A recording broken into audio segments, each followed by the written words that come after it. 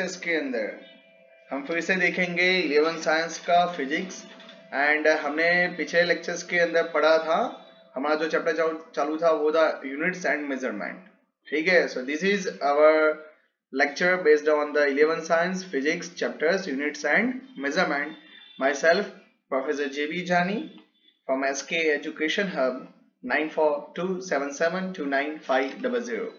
This is our WhatsApp number. You can send a message. आप comment box में comment में भी बताइएगा कि आपको यदि कोई डाउट हो या कोई क्वेश्चन हो तो आप हमें पूछ सकते हैं। ठीक है, तो चलिए हम लेक्चर्स में आगे बढ़ते हैं। अभी topic discuss in the previous lectures. Last lecture में हमने कौन से टॉपिक पढ़े थे एक बार यहाँ पे देख लेते हैं। तो हमने आपको सिखाया था कि डिग्री में से रेडियन में कन्वर्ट क्यों करना चाहिए, what is the importance of conversion degree into radian. ठीक है, conversion of degree into radian पहले इंपॉर्टेंस समझाया था, बाद में आपको कन्वर्ट करना भी सिखाया था। ठीक है, एंड हमने यूनिट सर्कल की बेसिक इंफॉर्मेशन आपको दी थी। तो हालांकि इस चैप्टर में आगे हमने लेंथ मेजरमेंट करने की मेथड सीखी थी, पैरेक्स मेथड सीखी थी। यदि आपने इस चैप्टर के आगे की वीडियो नहीं देखे है ना, तो आप वो सभी वीडियो एक बार देख लीजिए। ठीक है, आपको वहां से पता चल जाएगा, तभी जाके आप आज का लेक्चर समझ पाएंगे। आगे के वीडियो देखने के लिए, यानी कि जो हमने पिछले लेक्चर्स लिए हुए थे वो सब देखने के लिए नीचे डिस्क्रिप्शन बॉक्स के अंदर आपको लिंक मिल जाएगी। तो आज के लेक्चर्स में हम क्या पढ़ने वाले हैं, specific objectives of this lectures to be discuss. तो first one is a measurement of mass. तो मास का मेजरमेंट क्या होता है? तीन हमारी फंडामेंटल फिजिकल क्वांटिटी थी, या हम बोल सकते हैं कि फंडामेंटल यूनिट्स में हम बात करते थे। तो पहली क्वांटिटी थी मास, उसका बाद आता था लेंथ एंड टाइम था। तो लेंथ का मेजरमेंट हमने पहले देख लिया। आज हमारा लेक्चर होने वाला है measurement of mass, then after measurement of time. उसके बाद हम कुछ टर्म्स आज पढ़ेंगे, accuracy and precision of instrument. ठीक है, and fourth point is a least count of measuring instrument. तो आज के लेक्चर्स में हम ये चार थियोरेटिकल टॉपिक पढ़ने वाले हैं। First point is a measurement of mass, second is a measurement of time, third is a accuracy and precision of instrument, fourth one is a least count of measuring instrument. So if we start with the point measurement of mass, तो मास के measurement से चालू करते हैं। याद रखिए कि आप 11 साइंस में हैं, ये लेक्चर 11 साइंस के लिए बहुत ही बेसिक लेक्चर्स है, तो मास की यहाँ पे डिटेल स्टडी नहीं आएगी। तो बेसिकली यहाँ पे कुछ पॉइंट्स मैं आपको बताऊंगा थियोरेटिकली, वो आपको याद रखने हैं कि उसमें से 1 मार्क के क्वेश्चन पूछे जा सकते हैं, इसमें से कोई भी क्वेश्चन बड़ा नहीं आ सकता। तो देखिए मास क्या होता है। तो मास is a basic property of any substance और द मैटर। कोई भी सब्सटेंस या मैटर होता है तो मास उसकी बेसिक प्रॉपर्टी है। तो मास का डेफिनेशन भी ऐसे बोलते हैं ना, the amount of matter in a substance is called मास। कि भाई सब्सटेंस के अंदर जो अमाउंट है, मैटर का जो अमाउंट होता है ना, उस अमाउंट को ही हम क्या बोलते हैं? मास बोलते हैं। Mass is a internal property of the substance. Mass क्या है? इंटरनल प्रॉपर्टी है। इसका मीनिंग क्या हुआ? उसको बाहर किसी मींस एक्सटर्नल फैक्टर के ऊपर वो डिपेंड नहीं है, लाइक टेम्परेचर, प्रेशर, उसको किसी के साथ कोई लेना देना नहीं है। इसलिए बोला जाता है ना कि पूरे यूनिवर्स में मास एक जैसा होता है। हालांकि बेटा ऐसा भी नहीं होता। आइंस्टाइन की रिलेटिविटी थ्योरी ऐसा सिखाती है कि मास होता है ना, या वो टाइम के ऊपर डिपेंड होता है, time is also depend on the mass. हालांकि उसने तो ऐसा बोला था कि time is depend on the mass, लेकिन यदि A is equal to B होता है तो B is equal to A होता है, आपको पता है। तो यानी कि टाइम मास के ऊपर डिपेंड है, तो एक चीज वो भी पक्की हो गई कि मास भी टाइम के ऊपर डिपेंड होता है। वो हमारी आइंस्टाइन की रिलेटिविटी थ्योरी जब आपको सिखाई जाएगी तो आपको ज्यादा समझ में आएगा। बट अभी आपको इतना याद रखना है कि mass is the internal property of the substance. It does not depend on any external factor like a temperature, pressure. हम सबको पता है कि हम जो वेट बोलते हैं ना अर्थ के ऊपर, तो वेट और मास दोनों अलग अलग है। इसलिए मैंने यहाँ पे इक्वेशन लिखा W is equal to mg। Here m is called the mass, but g is called the gravitational accelerations of the earth। देखिए मैंने यहाँ पे ऑफ द अर्थ नहीं लिखा। क्यों नहीं लिखा? क्योंकि वो ग्रेविटेशनल एक्सेलरेशन है। यदि आप अर्थ के ऊपर हो तो अर्थ का एक्सेलरेशन, बट यदि आप मून के ऊपर हो तो मून का ग्रेविटेशनल एक्सेलरेशन। यानी कि हर एक प्लैनेट का अपना खुद का ग्रेविटेशनल एक्सेलरेशन होता ही है। सो W is equal to what? mg। While dealing, ये तो बड़े हमने बात की, अभी हम छोटे लेवल पे बात करते हैं ना कि मास की इंफॉर्मेशन ले ली।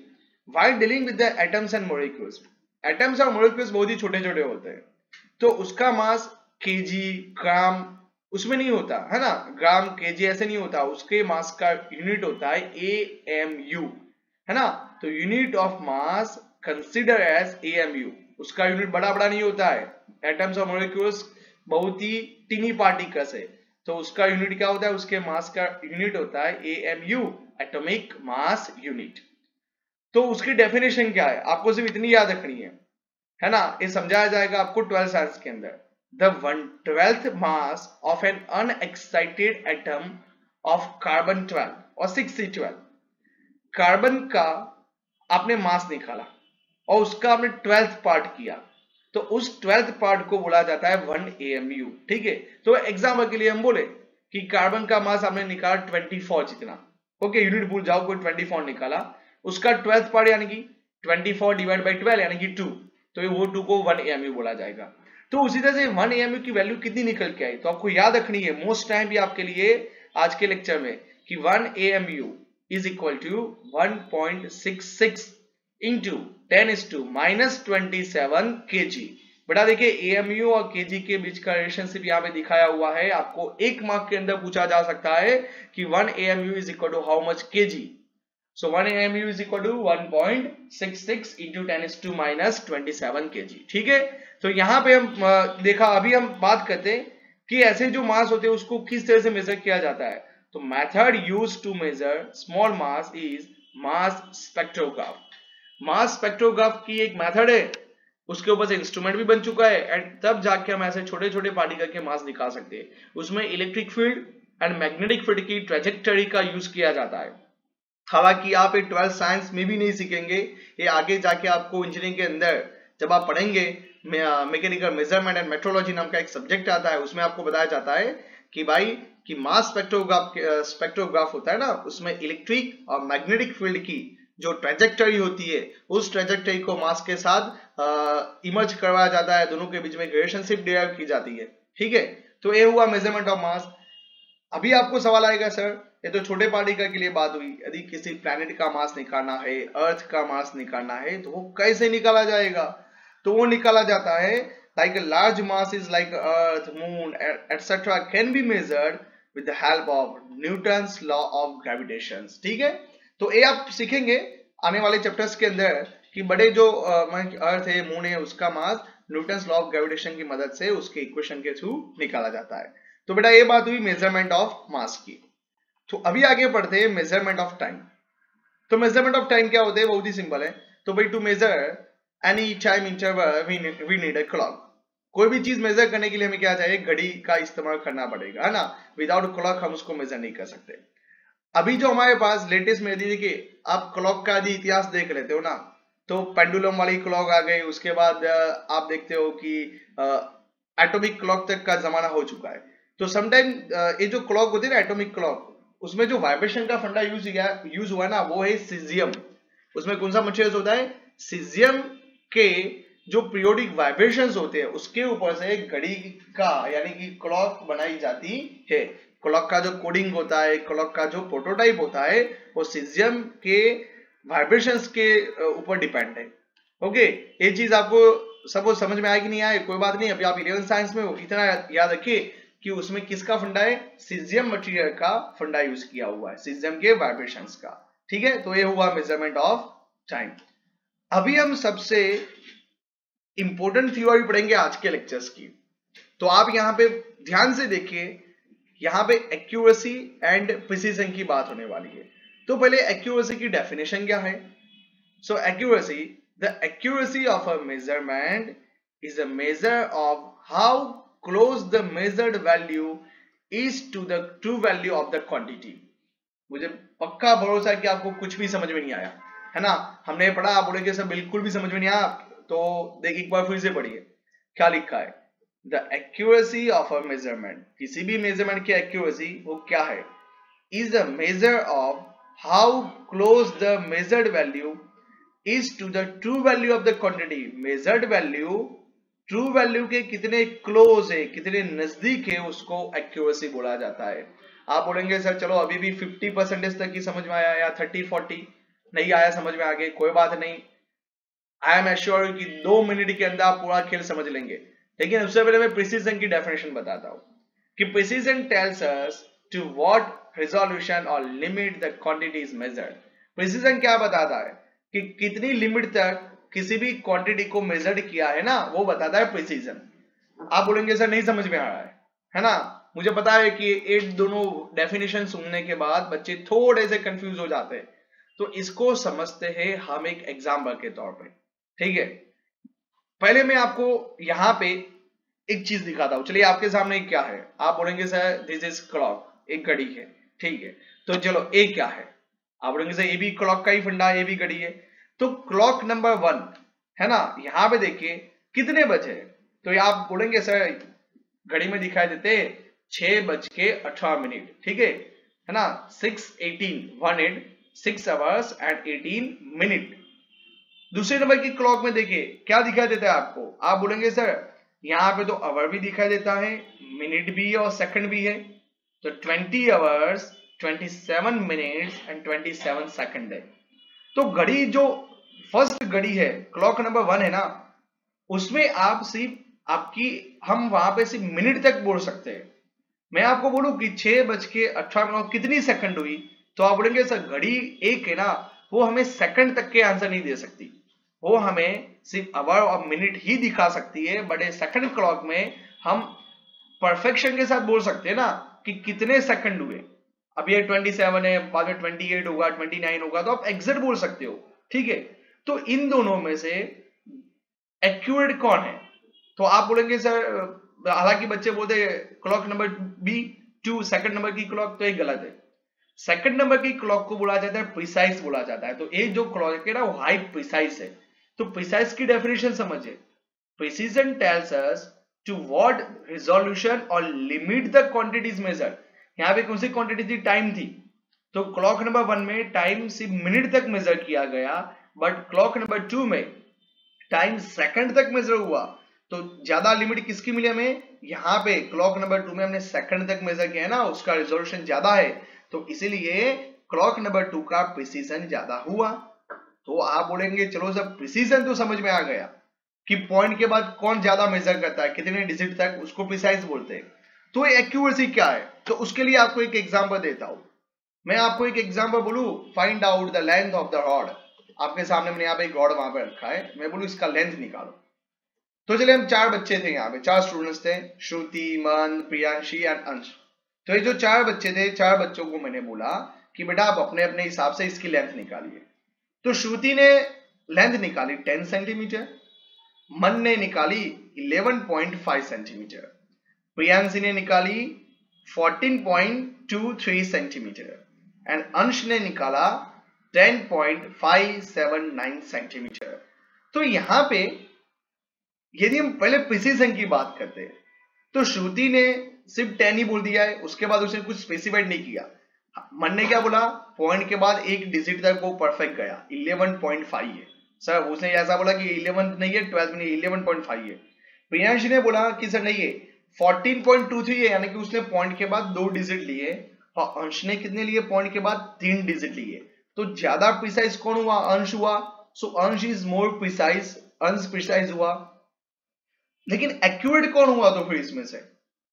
तो बच्चे यहां पे बोलेंगे सर अंश ही एक्यूरेट हुआ, तो नहीं बेटा, अंश एक्यूरेट नहीं हुआ है। आप एक बार फिर से डेफिनेशन देखिए, मैंने यहाँ पे डेफिनेशन लिखी, क्या लिखी? एक्यूरेसी की डेफिनेशन क्या है?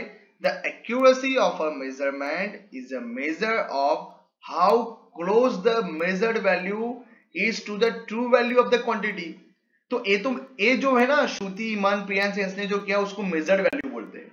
तो मेजर्ड वैल्यू ट्रू वैल्यू के कितने नजदीक है ना, उसके ऊपर सब डिपेंड होता है। तो अभी आप बोलेंगे सर तो फिर ट्रू वैल्यू कितनी है? ट्रू वैल्यू कितनी है यहाँ पे? तो ट्रू वैल्यू है यहाँ पे 9.5 सेंटीमीटर, जो मैंने आपको बता दी। मैंने आपको बता दिया कि ट्रू वैल्यू है 9.5 सेंटीमीटर। अभी देखिए सबसे नजदीक कौन है? 10 सेंटीमीटर और 9.5, ओके 0.5 जितना नजदीक है। अच्छा ये तो बहुत ही दूर है, 11.5 वाला यहाँ पे नजदीक नहीं है, 14.23 भी यहाँ पे नहीं है।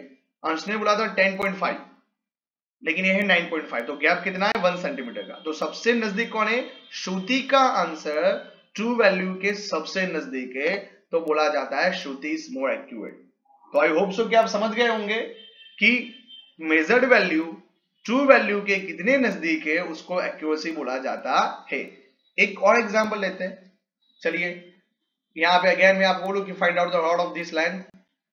चार बच्चे श्रुति, मन, प्रियांशी। श्रुति ने बोला 10.15, मन ने बोला 15.001 सेंटीमीटर, प्रियांशी ने बोला 13.05 सेंटीमीटर, अंश ने बोला 16 सेंटीमीटर। इसमें से मैं आपको बोलूं कि भाई प्रिसाइज कौन है, तो आप क्या बोलेंगे सर? मन प्रिसाइज है। और मैं बोलूं एक्यूरेट कौन है, आप बोलेंगे सर ट्रू वैल्यू दीजिए, तो इसका ट्रू वैल्यू है 15। तो देखो भाई किसका आंसर सबसे नजदीक है। तो श्रुति ने 10 बोला था और 10 और 15 के बीच में बहुत डिफरेंस है। मन ने बोला 15। हाँ, तो मन और ट्रू वैल्यू में, मन के आंसर में और ट्रू वैल्यू में काफी समानता दिखाई दे रही है। प्रियांशी 13 है लेकिन मन से दूर है वो, और अंश ने तो 16 बोला था। तो सबसे प्रिसाइज आंसर किसका है? मन का है। और किसका आंसर ट्रू वैल्यू के नजदीक है? तो वो भी मन का है। तो इन दिस केस मन is more precise as well as accurate. तो मन प्रिसाइज भी है और एक्यूरेट भी है। तो आई होप सो कि अभी आप समझ गए होंगे कि प्रिसाइज और एक्यूरेट में क्या डिफरेंस होता है। प्रिसाइज का मीनिंग होता है कि पॉइंट के बाद कितने रिजोल्यूशन तक, कितने लिमिट तक आपने आंसर निकाला है, उसको प्रिसाइज बोलते हैं। और एक्यूरेट का मीनिंग होता है कि मेजर्ड वैल्यू ट्रू वैल्यू के कितने क्लोज है, नजदीक है। ठीक है बेटा, तो इसको बोला जाता है प्रिसीजन। मोस्ट टाइम भी है, आप इसको एक बार फिर से अच्छी तरह से समझ लेना। ठीक है, चलिए अभी एक लास्ट पॉइंट, आज के लेक्चर्स का लास्ट टॉपिक है लिस्ट काउंट। अब ये लिस्ट का मीनिंग क्या होता है? मिनिमम होता है। काउंट माने के कुछ भी चीज मेजर करना, तो नाम खुद बताता है। अभी आप सभी ने ऐसा देखा होगा, बोले आपके सामने क्या है? आप बोलेंगे सर ये तो स्केल है, हमने बचपन में देखी है और इसे आपने मार भी खाई होगी अपने टीचर्स के हाथों, है ना? कोई बड़ी बात नहीं है, आपने खाई होगी, हमें भी मारा था अपने टीचर्स ने कई बार। तो देखिए ये जो होता है इसको बोला जाता है, ए पे ये स्केल है। इस स्केल के साथ मैं आपको ऐसा बोलूं कि बेटा आपको 2.6 सेंटीमीटर की लाइन बनानी है। कितना है? 2.6 सेंटीमीटर। तो आप बना देंगे, आपको पता है कि 2, यहाँ पे 2 की लाइन लेने की, उसके बाद 6 छोटे छोटे स्मॉल लाइंस लेने के और बन जाएगी। मैं आपको बोलूं 2.7 की, तो आप बोलेंगे हाँ सा बन जाएगी। तो एक्यूरेट मेजरमेंट हो सकता है। आपके सामने जो स्केल है उस स्केल की मदद से आप 2.6 और 2.7 तक एक्यूरेट मेजरमेंट दे सकते हैं। बट मैं आपको ऐसा बोलूं मुझे 2.65 सेंटीमीटर की लाइन चाहिए, तो क्या आप इसे बना पाएंगे? आप बोलेंगे नहीं सर, 2 के बाद 6 और 7 की तो हमारे पास वहां पे डिवीजन है, बीच का जो पोर्शन होता है ना वो तो है ही नहीं। तो उसका मीनिंग हुआ कि मिनिमम आप इस स्केल की मदद से सिर्फ 0.1 मेजर कर सकते हो। ठीक है, देखिए यहां पे 0 के बाद सीधा 0.1 होता है। सो लिस्ट काउंट की डेफिनेशन क्या है? The smallest value that can be measured by the measuring instrument is called its least count. क्या लिखा है? The smallest value that can be measured by the measuring instrument. Measuring instrument की मदद से आप छोटे से छोटा कितना मेजर ले सकते हो उसको लिस्ट काउंट बोलते हैं। तो इस स्केल में छोटे से छोटा यानी कि 0.1, हम 0.1 सेंटीमीटर से छोटा मेजरमेंट नहीं ले सकते। तो देखिए एक एक मार्क के लिए मैंने आपके सामने 3 क्वेश्चंस डाले। Simple scale of measuring length जो यहाँ पे है has the least count of 0.1 centimetre. ठीक है, वर्नियर कैलिपर जो आप फिजिक्स की लेबोरेटरी के अंदर देखेंगे, है ना, ये आपको दिखाया होगा आपके सर ने कि vernier calliper has the least count of 0.01 centimetre. इसका एक्यूरेसी कितना है? देखो बेटा 0.01 तक है। स्पेरोमीटर वो भी एक इंस्ट्रूमेंट का नाम है। Spherometer has the least count of 0.001 centimetre. तो वर्नियर कैलिपर के साथ यदि मैं आपको बोलूं कि आपको बेटा 2.65 सेंटीमीटर मेजर करना है तो आप बोल सकते हो। तो पॉइंट के बाद यदि 2 डिजिट लेना हो तो वर्नियर कैलिपर, पॉइंट के बाद 3 डिजिट लेना हो तो स्पेरोमीटर। तो स्पेरोमीटर का लिस्ट काउंट कितना है? 0.001 सेंटीमीटर। वर्नियर कैलिपर का कितना है? 0.01 सेंटीमीटर। आई होप सो कि आप यहाँ पे समझ गए होंगे लिस्ट काउंट का फंडा। तो अभी देख लेते हैं कि आज के लेक्चर में हमने क्या सीखा। हमने सीखा measurement of mass, measurement of time, accuracy, precision of instrument, and हमने यहाँ पे सीखा लास्ट में ये जो पॉइंट है 2 minute that is not this one, है ना। हमने यहाँ पे सीखा लिस्ट काउंट ऑफ इंस्ट्रूमेंट, है ना। फर्स्ट पॉइंट हमने क्या सीखा बेटा, लिस्ट काउंट ऑफ इंस्ट्रूमेंट हमने सीखा। ठीक है, तो हमने ये 4 पॉइंट आज हमने डिस्कस किए। तो यदि आपको भी कोई भी डाउट हो तो आप हमें कमेंट बॉक्स में पूछिए, आप हमारे नंबर पे मैसेज भेजिए। Thank you so much to be present in the lectures.